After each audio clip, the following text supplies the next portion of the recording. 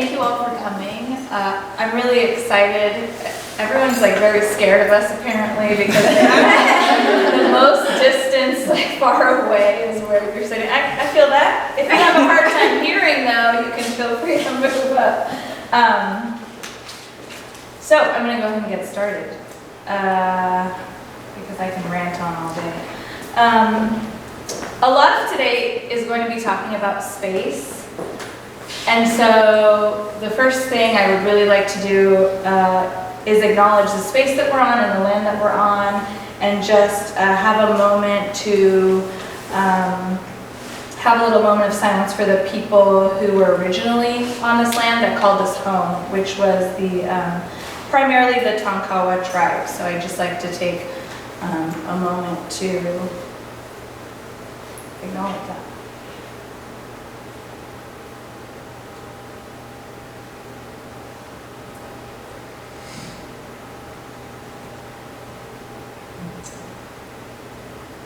And moving forward, it's funny. I'm going to jump over to another African proverb that I feel is extremely relevant to today, especially this event today. Quote, "Not to know is bad. Not to wish to know is worse." So thank you guys for all being here, because I think that if you're here, you don't fall into that category, and you are interested in at least opening up your mind and interested in kind of a difficult intersection of things and conversations. Come on in, we're just getting started. It's really relaxed and no pressure. So I just really like that. Not to know is bad, not to wish to know is worse. So thank you guys for coming. It means you're interested in doing the work. So art these days is like synonymous with doing a lot more work than just physical creation, and I think that's to be recognized. Moving forward, my panelists are an incredible group of women, and women and their work really put together this fantastic group. Just start with having each of you introduce yourselves and talk about your introduction to yoga. Maybe it's your introduction, maybe it's also your relationship to it and your involvement in it, whether how much or how little that may be. So, whoever wants to start.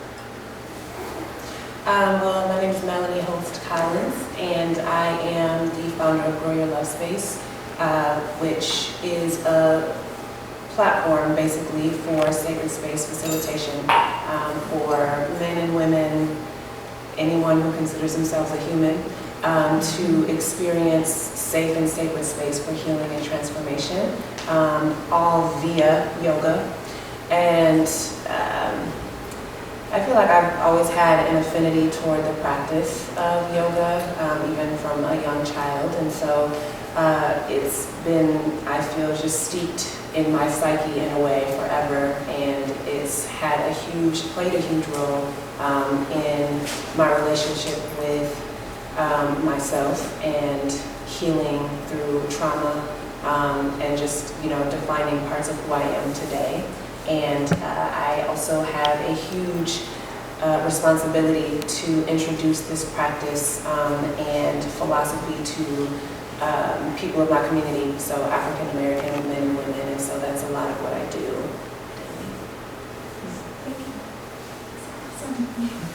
My name is Aditi Ohri. I'm an art historian, a lover of the tarot, obsessed with astrology. I'm currently in school for software engineering, and I wrote an essay that will be published after the show is over. It was such a treat, such a delight.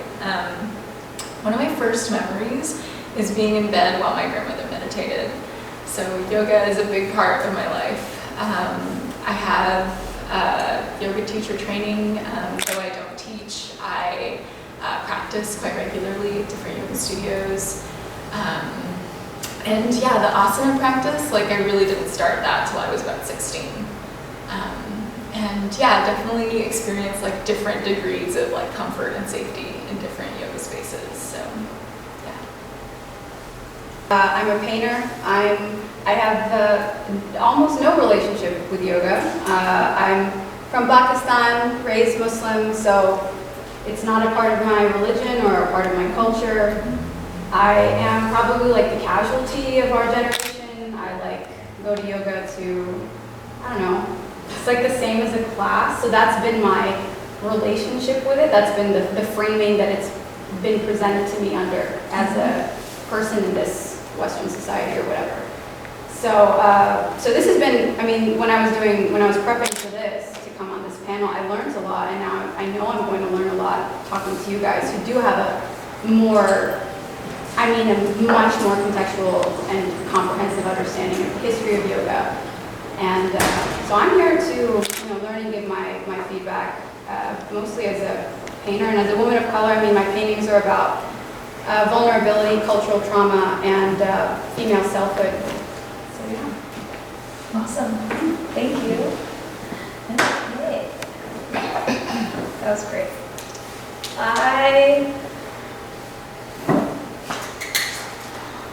I think that I'm going to have, we'll hold like a Q&A for the end, but if there's any time that, these things can get kind of tangential, and if you from the audience want to just like, then feel free to do so. The first thing I would like to do is I'm going to spotlight Aditi for a minute, because her essay is incredible and it'll be out soon from what I know. But in that, Aditi, if you will today, right now, just talk about the title of the show. How many here have watched Wild Wild Country on Netflix, the docu-series? Yeah! All right! Yeah! Okay, good. So I'm going to have Aditi. She put into words a really great connection for me, and I do that through my work. So her words are stronger as a writer, so I'm going to let her take it away. Thank you, Preetika. Yeah, I also watched that documentary series. It was fascinating. I grew up hearing about Osho, and so hearing more about his identity before he was brained as Osho was so interesting to me. But I think the show invokes the documentary in a really interesting way, because what happened at Rajneeshpuram in Oregon was that this spiritual philosopher, Rajneesh, was having a lot of difficulty connecting with audience in India, and he also had run into some financial difficulty.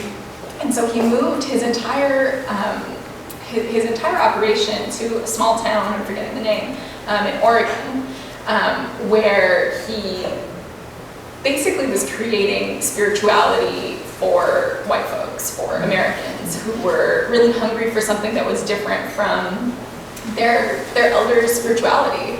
And he was able to really play up exoticized guru archetype and kind of privilege his ethnicity as expertise. And I think this show really speaks to a parallel in the contemporary yoga industrial complex, where there's this exoticization of Hinduism, of Indian culture, by people who are really seeking something different from what they've historically known.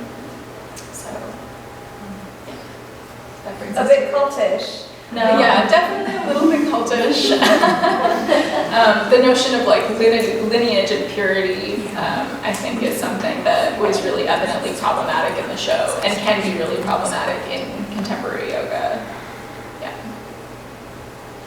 Did you guys want to chime in on that? I mean, it was also, he also was, I think that what he was trying to do, he was trying to make a fusion of like Eastern and Western. He was saying that the reason that like our Eastern philosophies, or like, our meditative practice or our spiritual practice, the reason it's not working anymore, supposedly, is because we live in a in a capitalist world, and we have to reconcile now our consumerist nature, and we have to find a, we have to marry those two things, and that's what he attempted to do, but it mutated in him to the point where he was just wearing pounds of gold, and he had what, like, how many Bentleys? 40 Rolls Royces. Yeah. 40 Rolls Royces. 40. Yeah. 40. And yeah, he was trying to create this communitarian utopia, Rajneeshpuram. So, But it was at the detriment of the people who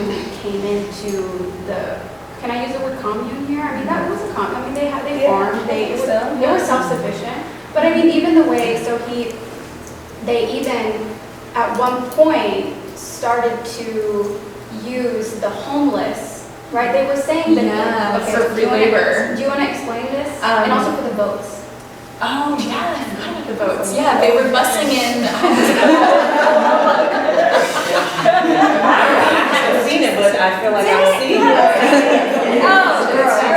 I haven't seen it. What stuck out to me from what you said, though, what really resonated is that you said he was using his ethnicity as almost like superiority, or it meant like, oh, well, because he is this, As it looks expertise. like this. As That was expertise. perfect. Yeah. That resonated because isn't that, it's very interesting now when you think of when you think of yoga, what is the ethnic background or what is the color of that then is associated with expertise, and it's not a brown person. Yeah. So it's just interesting, that hit me, because since we're having this conversation about appropriation, and when you think of now, well, who are the experts of yoga? In my mind, even all the work, in a jar. exactly. I mean, even in all the years, all that I'm doing now that I know, I still first picture a white woman with blonde hair or a white man with little skinny pants on, so it's just Probably Himalayas to get a yoga teacher training or something. Right. that stuck out to me. The Lululemon pants and the pumpkin spice latte. Woo! Bring it all to the table. I mean, that again, like that fits within this conversation that we're having. I mean, it's been incredibly commodified. Right. And so it's become this, it's also a little bit of, I don't want to say virtue signaling, but it is a signal. It's like saying that you're more, it's a trend, and it's an indicator. If you do yoga, it means that you are some type, you're more spiritual, you're more like cultured, or Not something like racist. that. You're not racist, or Come on, girl. Can we run that back? Okay, we're getting into all the things a little too soon, and I want to rewind. Look, see, I wrote them out because I'm like old school and I don't like the phone thing, and I have to write things. So we are in Austin, Texas, the Portland of the South, and I remember Austin pre-Austin now, and that's how old I am. Melanie, you might start with this, but as I think we can all relate to how white Austin is, it's unlike a lot of other, it's predominantly white, right? Look at our audience here. We're like the 5 POC 6 that are in here right now, which is great, 7. How do you... pretty good, honestly. Is that good? Really good. Okay. Working? yeah. How do you create space, since we know that the representative expert body is white, it's ableist, it's thin, it looks a very certain way, right? That's what everything in America tells us. How do you create space for others, Melanie, since you have like a studio maybe at one point, or do now, or how do you create space for others, for yourself even, like internally? I know that has been really hard for me, so it's turned into a very insular inward practice that I do. Like, for me, yoga has turned into a very like private practice that I don't even like doors closed, like it's just extremely personal to me. How do you create space for BASI people in Austin, POC in Austin? How do you do it? I'm curious because I can't live here. I don't know how y'all do it. Yeah. So essentially, and you know, so you create it. So that's, I mean, unfortunately, so I went through my yoga teacher training. I was one of the few people of color in the yoga teacher training. And I knew then that people in my community, so the Black community, needed to know that this practice was also for them. Regardless of, you know, their religious affiliation, regardless of what we've been fed with, you know, Yoga Journal and all of these different things, media, that this practice was for them, because there's this miseducation about yoga just being for white people, or that being something that we aren't welcome into. Yes. Oh, also because of money, privilege, right? We haven't talked about economic. We haven't mentioned that, so let's just sprinkle that. Just sprinkle that in there. Go ahead. Sorry, I didn't mean to interrupt. No, you're good. Money's important. But essentially, when I became a facilitator, a teacher, I knew that the space had to be created because it didn't exist, and especially in the city. So what I had to do was literally create a class where it was only Black and brown people in the class. And at any point, if there was someone who maybe misunderstood that yoga in color meant this is a class for people of color, if they showed up and tried to come into the class, I would have to say no. And not to say, well, you're not welcome here, but to say this is supposed to be a safe space. And so it is my responsibility to then keep it that way, and you being here interrupts that. Can you expound on that a little more? I think it is easy for us POC to understand creating a safe space. I'm going to disagree with that. Oh, okay. Yeah. I'm realizing that all of us are completely and totally indoctrinated. Like, we are all misogynists, we're all racist, and it's taught, it's so deeply ingrained and woven into the threads, into the fabric of the society, that when we hear things like, well, women are just stupid, you know, we don't, now we're learning that we have to question that thought. We are learning that when we see a woman who's angry, we don't just say, she's probably overreacting, or like, God, that sucks if you're the man that's with her. You know, we discount people of other races, other cultures, discount women, and as women, as a woman, I'll speak for myself, it has been incredibly difficult for me to separate myself from those thoughts and from those things that we're taught from a very early age. And this is universal, this is everywhere. Like, I didn't move to the States until I was 11. This has been very much all around the world, you know. So I think that, you know, your question of we understand how important it is to create a space, I wouldn't say that we do. I think that that is also something that we need to teach ourselves and other people, because especially in Pakistan and Pakistani culture, it is incredibly judgmental. I mean, feminists, you know, people don't want to hear what I have to say about women's rights because they think it's an overreaction, and they say it's, you know, feminist is a bad word. And being aware, advocating for yourself or advocating for different races, or creating a space, saying this is a safe space for my people, saying, you know, the word ableist, saying that, you know, if you use the word ableist, you are a problem. Like, you know what I mean? I think I meant more like us and the people that are having this conversation. But that's really good that you brought that up, because it's also a question of like, I'm curious about how it felt when you had to shut the door on someone or be like, no, I'm sorry, you can't be here. How did that go? Initially, it was very uncomfortable because, you know, even though I knew the purpose was to, it wasn't just because I hate white people and you can't be here and you're not welcome anywhere in my space. You know, there's a difference of coming at something from that energy and Well, I have a group of people who have gone to yoga studios in various cities that they've lived, especially in Austin, and every time they go in, they feel like they're the other, like they shouldn't be there. Somebody will walk right past, look at them, walk right past them, don't say anything to them, don't make room for them or their mats, like, hey, can you scoot over, I'm trying to sit in, you know. So there's a room of people who have had those types of experiences, and that's just like service level.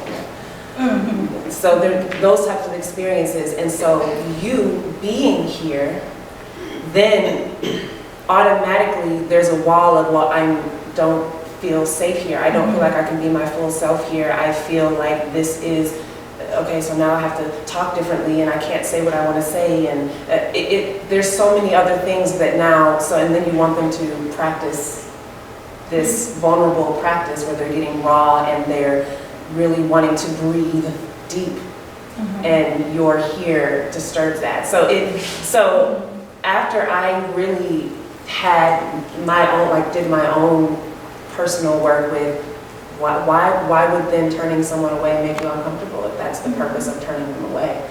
And so it's happened a few times, and as it's happened, it's just like, yeah, so that's what it is, and really I don't have time to explain it to you either. Yes. So it's, you know, it was uncomfortable in the beginning for sure, and then as time has gone on, that's what it is, and that's my responsibility. That's awesome. Yeah. And so much of what I'm hearing you say is that there's a necessity in that space creation. It's not just about like, let's create a safe where we feel safe because safety is fun. It's like, no, like I need this space because I'm not going to be in integrity with myself if I'm constantly in these spaces where I have to self-police and kind of like uphold these really like destructive negative thought patterns, because I can totally relate. Like growing up like in an Indian like Hindu household, like still a similar culture of patriarchy, and for a long time I was like, I'm not Indian, I hate being brown, like I don't want to be connected to this patriarchy. And then I got to a certain point where I was just like, I can't live like that anymore. Like I need to connect with people who have a similar relationship to their upbringing, who have grappled with the challenge of like self-assimilation and want to unlearn that.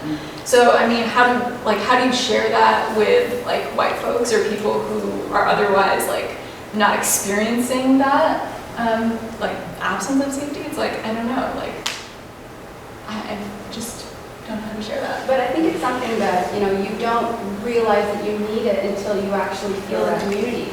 Like I had that experience actually just this week, where I was like, I didn't know that this was something that I needed.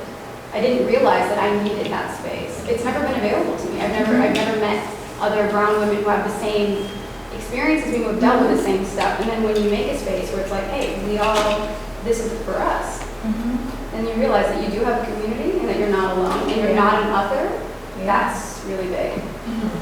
Yeah. Thank you for saying the necessity, because I just want to bring up something really quickly. Yeah. Maybe, was it earlier this year or last year? I don't remember, but there was this thing going around on Facebook, I think maybe in Maryland, but there was a group of white women, it was like a meetup, and it was like it was a yoga class for white people or white women, and it was like, you know, it's just us that are able to participate because we want to create this safe space for us. And, you know, I can't remember all of it, but it was using language, right, that people of color have used when they are creating, you know, yoga spaces or anything, any healing space for people of color, to say, you know, safe space, we want to make sure this is safe. And so the language is very similar, and they got a lot of backlash because people were like, what would be the necessity of that space for you? Like, what are you talking about? It's everywhere. Right. Yeah, like already. And just to see some of the back and forth of the conversation where women were really defending, or just people were defending that group that created this safe yoga space for white people. I don't remember, but I just remember it being so comical because it was like, when we're talking about necessity, what would be the need for that? And I guess, because I was going to ask the audience, like, can you explain why that would be? What about that would be a necessity? Yeah. I don't know if what I wanted to say speaks necessarily to that, but I just wanted to share a little experience that I've had sort of with what y'all are talking about. I did my yoga teacher training in 2015, and then came to Austin, taught really briefly at a studio, and then I started volunteering for a free class at the Gibbons Community Center on 12th and Springdale. And my intention was to be teaching to people who didn't have a lot of access financially to yoga, and teaching populations that maybe weren't necessarily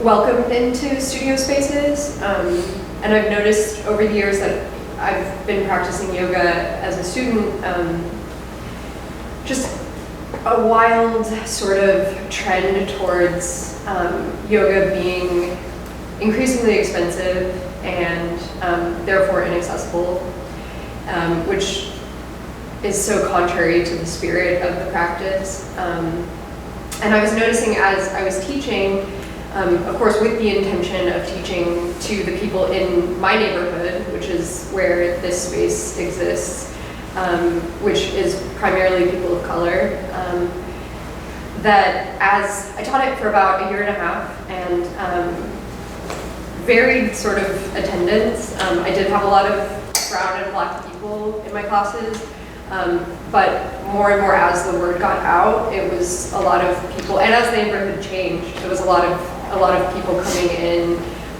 who perhaps did have access to a studio, but were, just taking advantage and enjoying the fact that it was a free class, which, I don't know, I was just resonating a lot with what you were saying, Melanie, because I think if you're not protective of that space, I think it's very easy for that space to be kind of overtaken a bit, which was sort of what happened to my class, and I didn't turn anyone away, and I was always just happy to have anyone in my classes and to be teaching at all, but I just wanted to say that I really appreciate that that was a protected space, and I think that it is really important to sort of to address that that dynamic of sort of spaces being crowded in a particular way. Thank you. Let's talk about appropriation on a bigger scale, right? Yoga is not the only place this happens. We now have, and by now I mean in the last couple years, I'm finding crystals, auras, horoscopes, birth charts, smudging, Palo Santo.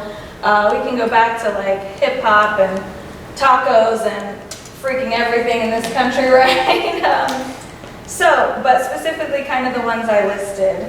We have a lot of these really sacred spiritual practices from other cultures that are just being extracted, rebranded, recommodified, and then resold to you at like 200 times the amount of profit. Yoga should be free, right? It's a personal practice that is, you don't really, what is a teacher? How can you be a master of something that is not masterable, right?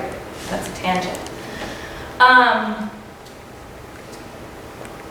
So these things are like extracted for consumer culture, and they're also diluted down to be very easily palatable and extremely profitable. So why do you guys think that yoga has been able to just be, excuse my French, so fucked up with? Like everything from goat yoga, disco yoga, trap yoga, vulgar vinyasa, which is here in Austin, Vino and vinyasa. People are like eating, they're like carnivores that do yoga. Like I'm like, what are you doing? I don't get it. So why do you think that like yoga, out of all of these things that are appropriated on the daily, on the regular by American culture, by white people, by this colonialism model, why do you think yoga is able to be so, why is it so accepted that you can literally do anything with it? I can do naked yoga right now, and someone out there would be like, oh yeah, that's great. Yeah, there's something in that. Why does it have so much flexibility, variance, and allowance? Like, why? I'm mad about it. Yeah.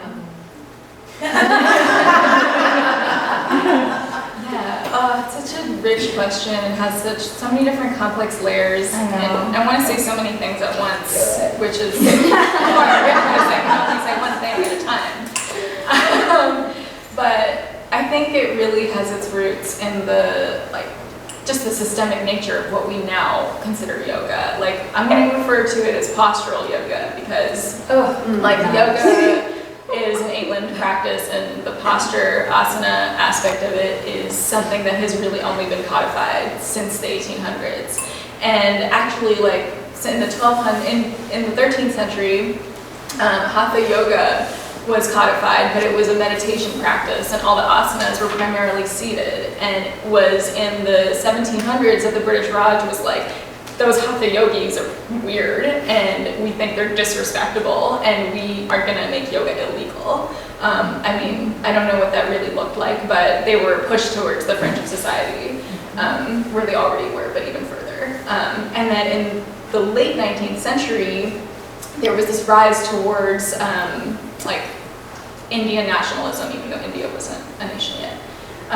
And people were trying to retrieve aspects of Hindu identity and put them towards this nation building project. And I think in doing that, there was this need to prove to the colonizers that we are whole, we are good, we're fine, you don't need to worry about us, look, we're just as good as you are. And so embedded in the nature of what we call yoga today is this need to prove to white people that we're fine.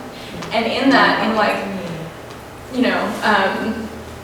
Swami Vivekananda coming to the World's Fair in Chicago, telling everyone about yoga, it was more or less it became this invitation for Americans to practice yoga, and then the Theosophical Society came up, and in the 1920s there were all these people from New York going to India and connecting with the yogis in the Himalayas and having these authentic experiences that are now archetypal of contemporary yoga. And so it all just flows from Krishnamacharya in the late 19th century getting patronized by the king of Mysore, who was just we got to take our nation back, and we got to show these British people that we're all right. I hope that made sense. It does. It directly links to the model minority problem, right? It's the need to prove that we can be here in this country.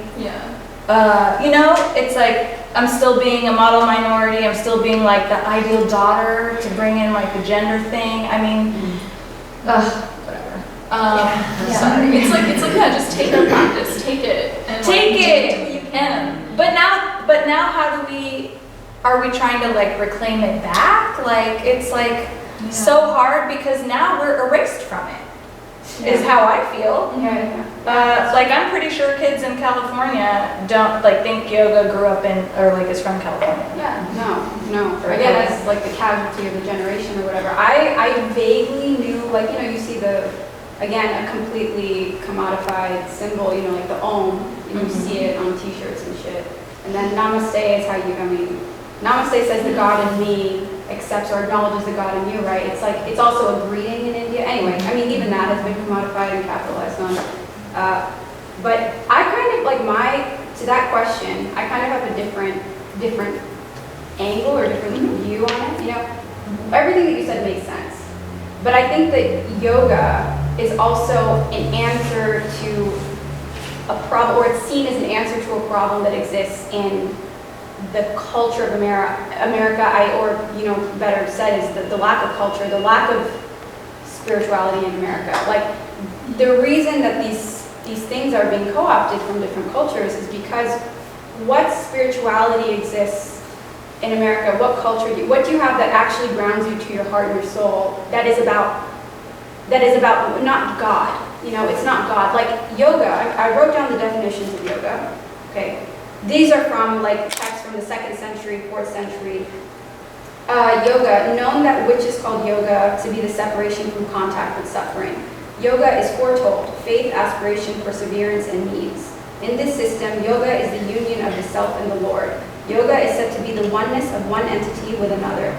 So it's like the ultimate goal of yoga in its proper cultural context is moksha, which means liberation. So like that is what you're saying, you know, it's not something that you can master, but it is something that it frees you. Like you learn how to, I don't fully understand it. I don't understand, but what I do know is that it is, you are connecting with your body, you're connecting with the ground, you're connecting with yourself. And even in these classes, you feel that and you experience that as someone who just participates, right? That I think that it's a spiritual answer to this whole, because when you think about like what is the culture of America, what is the spirituality of America right now? It's capitalism. It's Trump, consumerism. actually. Which I mean, really that is- makes no sense Well, with no. all the people. No, I mean Trump he is not the problem. He is a reaction to people. Like there's a lot of reasons why Trump is where he is now. There's a lot of reasons, and it has to do with the fact that America is changing, and people don't like the change. People don't like the change, and a lot of like white people are starting to feel marginalized. So they're starting to feel what honestly minority people and people of color, what we've been feeling this whole time, right? But it's very complicated, you know, but that's why Trump is, I mean, there's a lot of reasons. I mean, that's a whole other thing. That was like But, a stand-up thing. But I think it's a reason why it's like become so pervasive and why it's so everywhere is because people like the word yoga, and yoga, it doesn't mean what it is, what it actually is, you know. Right. It's been completely transformed to be this universal answer, Right. and Quick fix. a quick fix. A quick fix, it feels good. You go into these hour-long classes and you do feel something. If you're lucky. If you're in a safe space. Yeah. Well, no, I mean, I've taken just regular classes. Well, I've always tried to, you know, calm down and just think about, you know, why I'm doing this or whatever. But I think that people use it as a Band-Aid for a gunshot wound, you know, which is this entire society teaches us that we, I don't know, all this fucked up stuff about ourselves, so. Yeah. So we've been talking a lot about, by the way, I just want to, there's like no right or wrong here. Like this is super complicated, and I just don't want anyone to think that there is a right or wrong, because there's not. And so I'm posing these questions because I'm interested in the dialogue, because typically it's just me talking in my head like all the time. So like, let me introduce this question, unless this is about this thread. Yeah? It kind of is. So I have an opinion. Yeah. I came to the US as an adult, so I didn't have any of the things that you young girls had, you know, the conflict of the two cultures. I didn't, because I knew who I was when I arrived. And that was 15 years ago. But on that thread, on one hand, we are all about progress, globalization, open the borders. When somebody tries to shut the borders down, we all get angry. So on one hand, we are saying, let people flow, let technology and knowledge flow between borders, let's be one big family, right? And on the other hand, we are saying that yoga is ours, nobody is, you know, we feel kind of like, oh, they took our yoga. But if you keep things in perspective, I am here, I'm Nadia's mother, by the way, so I'm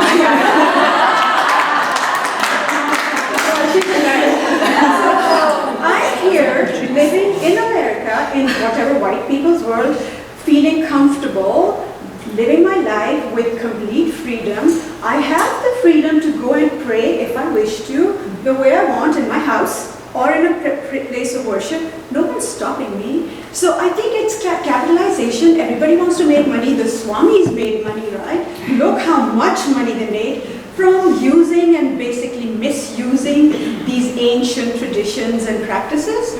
And they made money from the white people, right?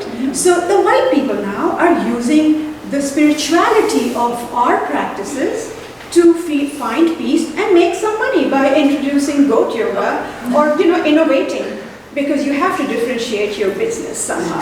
So I think it's all good. I think it's fine. I love you.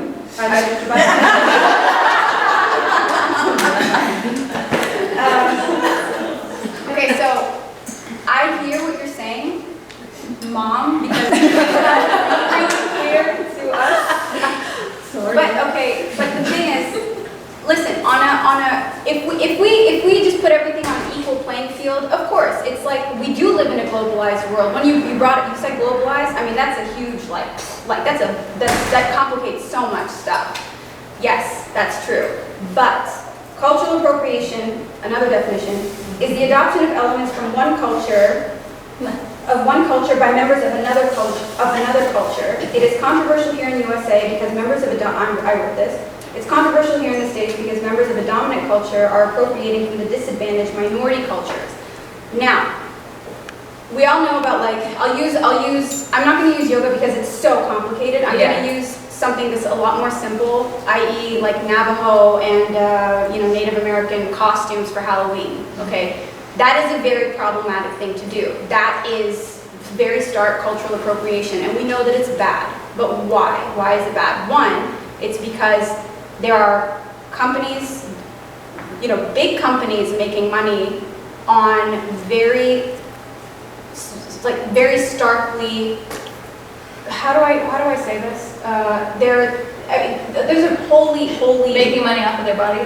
making money off of their culture, off of their traditions, off of their tribal wear, and most of the people who are buying those costumes are white people. And I think when you dress up like a tribesman or you wear the headdress, it just perpetuates these stereotypes. It perpetuates ideas. It also otherizes being of a different culture more, and it makes a joke out of it too. And I think Navajo people, I don't know the specific history of Navajo people and how they experienced genocide, but indigenous people across the board in North America were sent to residential schools or boarding schools. They were oppressed for being their culture. Yes. Yeah. So that's why it's so problematic when people take that culture and use it as a costume, because it's not something that an indigenous person would comfortably relate to. Right. It's that, I'm gonna let you,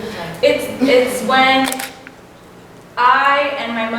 it's when my mother came here and stopped wearing a bindi completely because she started being, targeted, made fun of, blah, blah, blah, out in public. But when a white person wears a bindi, it's cool and accepted because they're global in culture, they're not racist, and et cetera, et cetera, et cetera. Right, that's the dressing up as another culture, and that's why wearing it is problematic. And then to take it a step further, it's a whole, braids, cornrows, it's hip hop, here's what it is, because I hear where you're coming from as well. Yeah. It is when it's taking literally, in plain sight. It's plain sight, saying why does your hair look like that? Why do you do that with your hair? How do you get your hair like that? What is that? So it's like that, you can't work at this corporation because your hair looks like that. But then taking that, wearing the hairstyle and saying that, well, this is really cool, this is it, and I feel like I could have dreadlocks because everybody is everybody, but just a moment ago, you told me that I was ugly, that I wasn't worth it, that I didn't fit in here, that I wasn't worthy of being here because I had that, and yet now you're telling me that you can take this and do whatever you would like with it, and I'm made to look at that as if I'm not supposed to have anything to say about that? I shouldn't feel anything about that? Yeah, I think It's mind-boggling. yeah, but I think that the thing, just to really just boil it down, is when a white person does it, it's cool, but when a brown person or a black person or a person of color does it, it's not okay to do it. It's not cool. Like, they will be, there will be judgment put on them for wearing the bindi, wearing the clothes, wearing their traditional clothes, having their traditional hairstyles or whatever, whatever it is. But when a white person does it, it's fine. Now, hold on. I just want to, again, go back to what you're saying. Your experience, I'm going to make this a little bit personal. Your experience in Pakistan and growing up in Pakistan was not good. So life in America, you have you are fully and wholly yourself here. But you had to fight to do that in Pakistan. I get that. But here, you also have adopted, you are very westernized now, Yeah. This whole thing might have to wait. Sit down. Maybe I'll stick on it. I'm sure there are a lot of teachers here that can lead this class. I don't think I'm westernized. Just last quick comment. I don't think I'm westernized. And when we all say that hurts me, only because not all white people do that. There are types of people, the neighborhoods you're walking through, the cities you're going to, who have small minds and small vision, and they have no idea how the rest of the world lives. But then you go to a bigger, more educated neighborhood or cities, and everybody welcomes everybody else. So that's been my experience. Like, I wouldn't go to, I don't know the name, and I don't want to say names, but on the last comment about Westernized, I don't think I'm Westernized. Am I a pure Pakistani Muslim? No, I'm not Muslim. I'm not a pure Pakistani. I'm a global person. I feel connected to all the countries, not just the West. That's the truth, in my mind. Because, we have traveled so much and lived in so many countries. I have a global view of things, not American view of things or Pakistani view of things. And that's what all of us want. We want a global view of things, but I understand the appropriation and how it hurts our cultures. I understand that.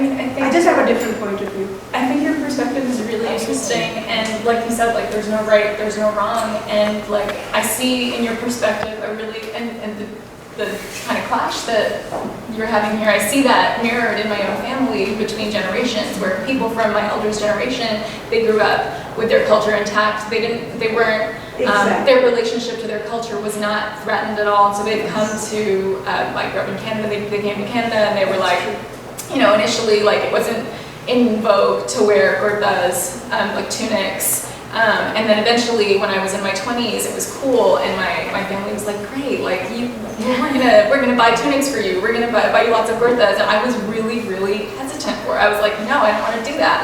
I grew up thinking that this wasn't right, and it's just for me, having grown up being made fun of for wearing a kurta, I was like, you know what, this doesn't feel comfortable. But for my mother, who grew up with no question about it, she was like, of course, now it's in style, great. It's wonderful Zara is selling kurtas.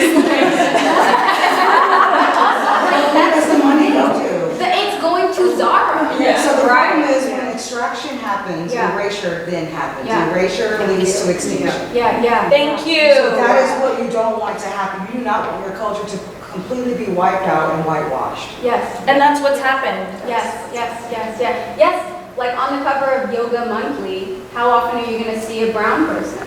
Out of over 250 images on Instagram, might I just remind you guys, one of those people is a very light-skinned Indian woman who's extremely flexible and beautiful and thin, but she don't even look brown. much like all of Bollywood, right? So again, that's a whole colorism conversation that's in a different show and it other works. But yes, over 250, all white, 3 black people, 1 brown. Is one that in Indian. the US only? That's all Instagram. Yeah, all Okay, Instagram. Only in the US, but Ads. if you were to look at India. It's my. But when I go to India now, Yeah. which I do regularly, I grew up there a little bit. I was born there, I came here, blah, blah, blah. They are opening up these very westernized yoga studios. They're taking on the American model of this yoga practice.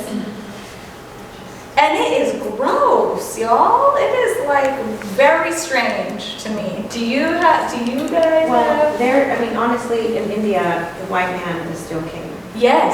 Okay, so this is the Yes. issue that we In have. India, across the world, everywhere. Yeah, I mean, you're still, this is a whole model minority issue, that we're always trying to be white. Yes. Yes. And it comes from colonization. Yes. But I would say, like in the US, I agree with Nadia's mom. I'm a 40-year-old artist's daughter of Indian immigrants, and I have 2 young kids. But I would say that I love, where's the line of assimilation and appropriation, okay? Because look, in 2044, we're all gonna be a minority. Even Caucasian Americans are gonna be a minority. That ship has sailed, so whatever's Minority becomes majority, Right. as we are now, Right. but that's not what the world tells us. Well, Yes, but yes, you know yes, what, let's not forget in the Robert's US, by 2044, white Americans will also be their own minority. That is on the trajectory. Right. It's proven to be the case. Yes, but we are still coming from, what you just said, white man is still king, but Yes. white man has always been king. Right. And that mentality exists everywhere. So now, okay, so Yeah. now for us, as this next generation of South Asian Americans, how do we change that? We've assimilated, we've proven ourselves as the model minority. We've done it, we've made it, okay, let's just say that. And so now, how do we change that? How do we move that forward? I just feel like that has to change within us, is what you're saying, but there's a line between appropriation and assimilation. Where is that? Because I do want someone else to accept my culture. My husband and I were just talking about how my daughter's doing her chart about eating healthy, and on there, now, she can write that she ate dal, and everyone knows what that is. Wow. Palak paneer, everybody That's knows cute. what that is. When I was a child, I couldn't take that to school. My children take idlis, they take paranthas, they take everything that I was ashamed of taking. Wow. And this is amazing. They can, so I find a huge, a lot of pride in being Indian American now that I didn't before. Yeah. And that has changed because we've assimilated. Yeah, and because it is kind of more a part of the mainstream in this way. Now, I talked to my brother about this. Let's just bring the whole family in here. I talked to my brother about this, and he is way well versed about all of this stuff. And I was talking to him about my issue with, honestly, with white people who were really taking up the mantle and like real social justice warrior types. And they were getting really angry about stuff that they had never experienced. And I felt weird about that because I was like, you're getting super angry, but you don't even know what you're talking about. And I felt Just laughing like, yeah. and like I'm still learning about all this stuff, so I'm not putting out. We all are. Yeah. But there are people who talk about it as if they fucking know everything. And as if elitist, right? Super, yeah, and it's like super hot white girls. And I'm just like, but you are the queen of you, like, you benefit the most. And it's just, my whole life I was told I had no worth, no value, not worth anything. Because white men don't want me, or now they do because I'm incredibly fetishized and I'm exotic. You're so exotic, you're really hot for a brown girl. And I'm just like, what does that even mean? But when I was talking to my brother about this, he was like, yeah, but isn't it better that there are people, like, maybe that hot girl, it's coming from a good place. Like, is she not trying? Is it, it feels really disingenuous to me, but is the effort, is the attempt to speak up, is that not good still? Like, this is a question. This is a question I've been thinking about. People care. Yeah. But, you know. Someone else answer it. Wait. I was going to add to that, like, I find it kind of a paradox because I'm always telling my incredibly amazing, progressive, white and other friends to speak out about injustice, to be very, like, to be allies, and it's hard to be an ally if you're being called out, right? Yeah. So, like, you really want, like, I always tell my friends, especially during and after Trump was elected, call your people out. Yes. Like, get your people and do something. Because, to be honest, what you're saying is that as a person of color, I can't talk to my best friend's father, who's a Trump person, and have him take me seriously. But perhaps his son, who is a white gay man, could, possibly reach his father. I know that's a hard task. But I always say, call your people out. Don't just go to Thanksgiving and have like no conversation about the harm that is being done in your name. So you don't want to tell people to not speak out and be a social justice warrior because we need that. We need allies to help because we can't do it on our own. Because who's the world listening to? Not us. Yeah. Clearly. Yeah. I think that's just the really frustrating. But it is frustrating. In this, because I can't get. It's my own ego. It's like, but you were winning. You won, and like now you get to be. You get to win then, and now you're winning again socially now. Like 53% of white women voted for Trump. Was like, how can we reorient like whatever yoga practice we have or whatever like meditation, exercise practice we have to come together in ourselves so that we can confront these situations with a little more integrity. I feel like that's something I've been kind of grappling with in my personal practice where I'm just like, how can I be calm when all I want to do is panic and yell at someone? I mean, from the smaller things, from just like getting very angry at my husband to like actually feeling like, furious about injustice. It's like, I feel like that's where I want to approach this whole line of thinking because that's what feels approachable. It's like I can't actually tell other people how to interact with their family who voted for Trump, even though sure, I think it's good for them to have those conversations. But I can really only focus on how I can be calm in the face of that kind of injustice.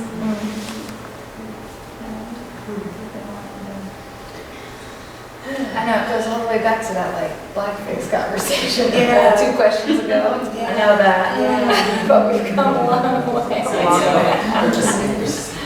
I mean, I think essentially, and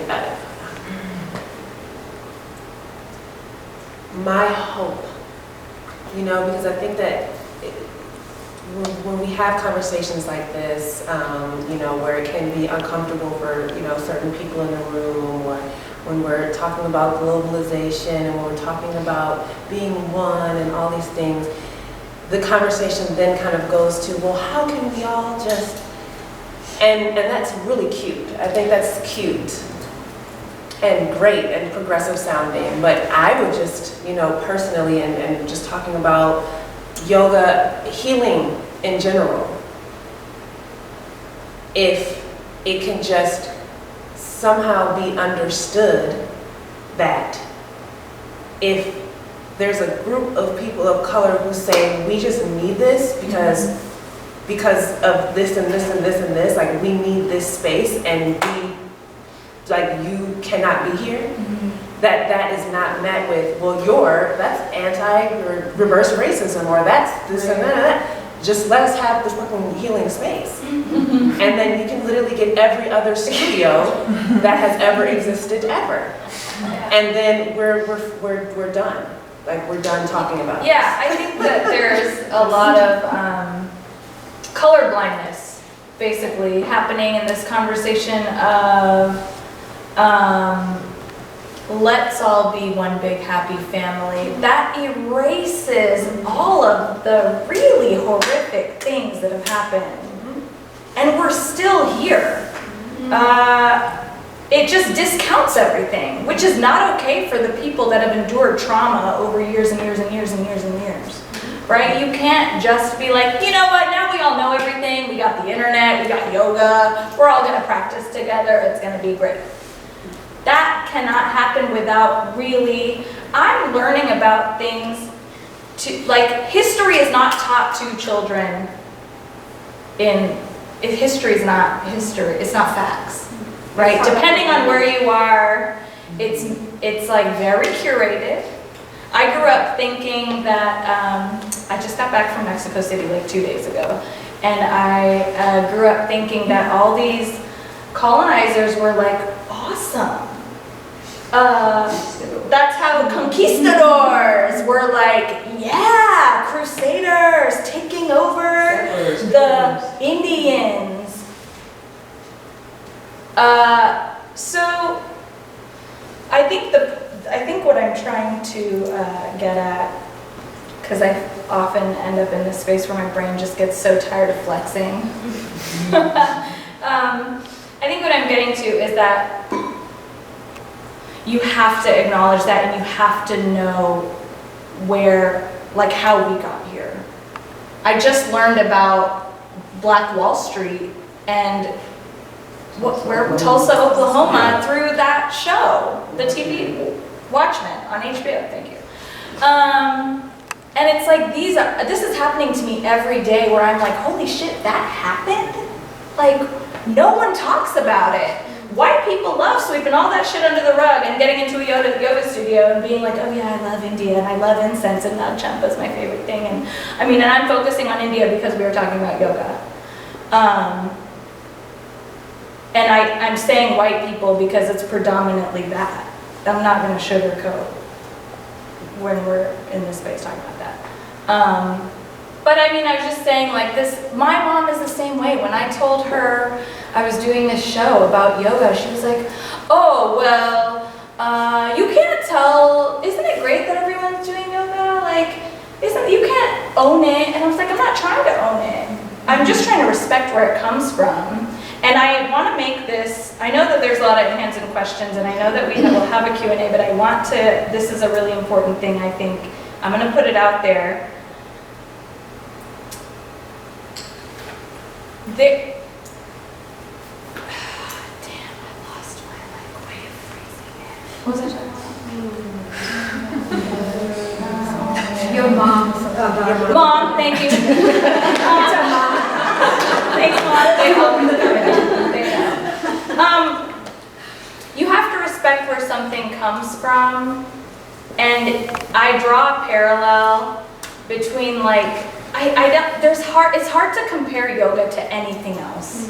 Like I cannot find an apt comparison, but it is rooted in Hinduism, which is a religion. So I think sometimes, what if people did this kind of thing with Christianity? Yeah. What if you took goats to church? What if you went to church naked? What if you did communion and wine? I don't know. Lingerie church. Dinosaur church. I don't know. Disco church. Like, I do not know. But I think about that, and I don't see that kind of disrespect happening in anything, almost anything else. Right? And that's not okay. That's what all this. Churches are predominantly like you freely access them, right? And then you donate if you feel like it, or what, I don't know, social culture. We call it regulation, but it's pretty much required. Oh yeah. People go to hell. Okay, cool. My point is just that like church hasn't been so steeped in consumer culture capitalism in the way that yoga has just like been embedded into that culture. Like, Except Scientology. But that's a whole other. Well, I guess it's just more so, yoga has just been lumped into wellness, and wellness is a billion-dollar industry. So at some point, yoga was lumped in there, and so it became another tool to be monetized. And when we talk about wellness in this country, which is when you really think about it deeply, one of the most unwell, mentally, emotionally, physically, energetically unwell countries, it makes sense then, because you ask like, how did this become so, like all these things are, that's a part of it. Wellness is not accessible unless you have money to pay for it, and that includes a yoga class. But also, it's about time. It's about time. If you have, like, time is a privilege almost. Yeah. There are people who work 2 jobs, 3 jobs, 4 jobs to just get by. And when you think, like, I'm thinking about, there are clothing companies that really are like, yes, people of color, sustainability, like, we're here to, like, support minority cultures, and they've got fucking bumper stickers, and they've got whatever, but then all the clothes are $400. Like, you're saying that you're here to help the community and help women and help people of color, but none of this is accessible to the average person. The only people that shop Or any in of the stores- POC. No, because like that level of wealth is just completely inaccessible. Like $400 for a pair of pants? Like, are we there? Again, it's the whole Lululemon thing. Like, no way. Are you serious? So I think it's a matter of time as well. Like, if you have time to go to the classes, to be in a studio that's like $150 a month, that's a huge expense. And it's also a time expense, and there are these, I mean, this is another statement, comment. Yeah, it's just another statement, comment. Yeah. Ooh, is it Q&A time, y'all? Because we can keep going, I think, forever. Yeah, Rachel, I'm gonna Q&A if that's cool. Yeah. Oh boy, finally it's my turn. No, thanks for being so patient. Oh no, it's okay. I'm an artist and a designer. I'm listening to you guys talk about this subject, and we've been hitting on co-opting of cultures and the commodification of cultures. And look, we live in a white capitalist society, and it's gotten worse since Trump's in office. We can all agree with that. But I think something you haven't talked about yet that is a unifying factor among every person of color is mental illness and psychology. And that to me is what yoga means. And again, I apologize, I'm a white girl who does yoga. And I'm not one of those who goes to Lululemon. But I think something that I see in your work that you haven't talked about is global psychology, and how white people, particularly white women, along with the culture of celebrity, look to yoga as, sure, it's trendy, sure, it's exercise, but it's mental illness that connects all of us. And maybe that's an access point that yoga should be. Maybe it should be called Wiga. Maybe yoga should be changed. The name should be changed for what it really is, which is a white co-opting of a culture. I don't know. But I'd love to hear you talk about your thoughts about how this relates to psychology and mental illness globally. I guess I don't understand the question as in, like, Well, how cultural appropriation is related to that, or yoga? Well, I think you were saying earlier how, that it's been primarily co-opted by white people, whatever you have. And yoga and this piece, to me, brings up that conversation. And I think when we go there, we suddenly reduce the heaviness of the racism discussion, right? Because psychology is something we all go through, and yoga is something that helps that.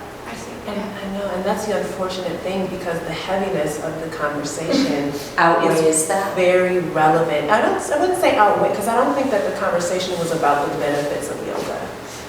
So if that was what this was about, I'm sure we would have miles of things to say. Absolutely. I think those are, like, that's a self-evident thing. We can go on Google and look at the stats for that. So I hear what you're saying, but then the point of the conversation was to talk about the heavy stuff. And I think that's why we've stayed on that the whole time, because that is right on topic. But I think that question also is kind of the answer to what you were asking before, like, why has it gotten blown up like this? And I think I was trying to kind of say that earlier when I said that, it's the answer to this spiritual, like, void. Band-aid. Yeah, it's a Band-Aid, and maybe that's why. But then my thoughts on this are, if it was doing what it is supposed to be doing,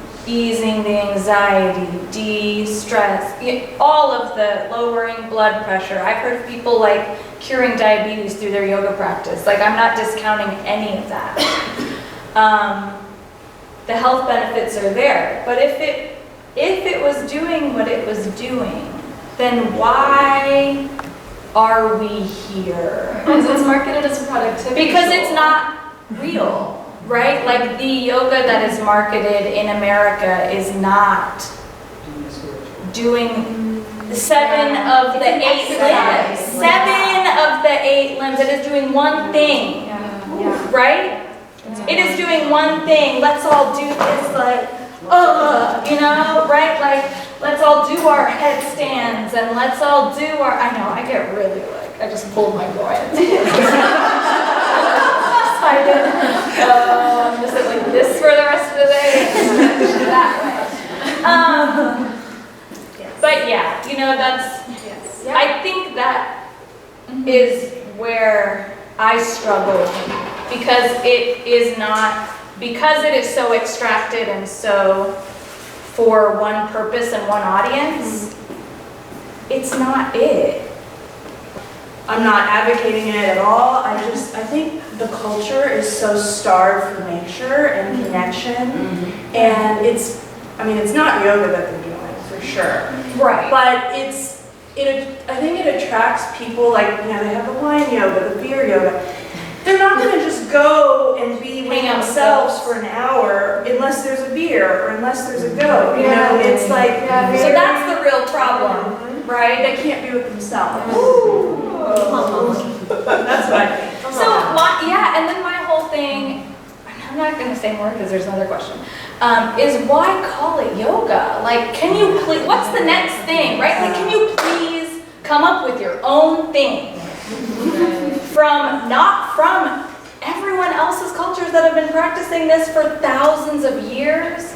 Come up with your own thing. Make a cute little, like.